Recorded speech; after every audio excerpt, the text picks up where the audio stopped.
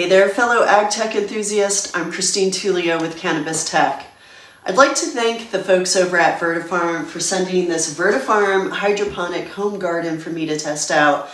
This hydroponic grow unit has a sleek design, which you'll see here shortly once I set it up. And it allows you to cultivate leafy greens, herbs, cannabis, anything you'd like really. I'm super excited to get this particular unit set up because I will be pairing it with the AROYA GO sensor platform. It's going to be a real game changer for me because I'll be able to test out different substrates to see which perform the best. So let's dive in and get this unboxed.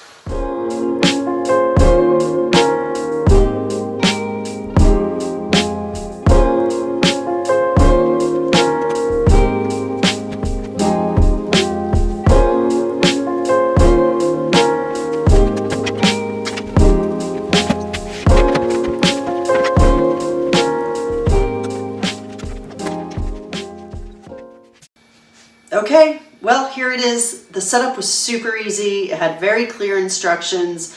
I think it took me about an hour to set up the grow unit and about 2 hours for me to plant my seedlings and starters. The Vertefarm is already set up with efficient default growing parameters to control the watering and lighting process, but you can certainly customize the lighting and irrigation parameters using the Vertefarm app, which I will demonstrate in the next video. We have 48 pods in this garden and I'm using several different grow substrates to sprout lettuce. I also have Swiss chard starters along with a dwarf cannabis plant. So your water and nutrients go into this 30-liter tank, and inside the tank there's a pump and a flow valve that's connected to this indicator stick that will let you know how full your tank is. Now I'm also using my AROYA GO sensor platform, and these are two of their Terrace 1 sensors that I have plugged in directly to my substrates so that I can start collecting data on temperature, electrical conductivity, and volumetric water conductivity.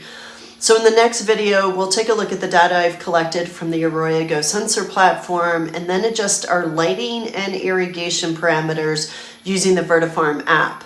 And I'm also sure we're going to have to adjust the nutrients as well. That's all I have for right now. I'll be back with an update on the data we collected and the adjustments we're going to be making. Thanks.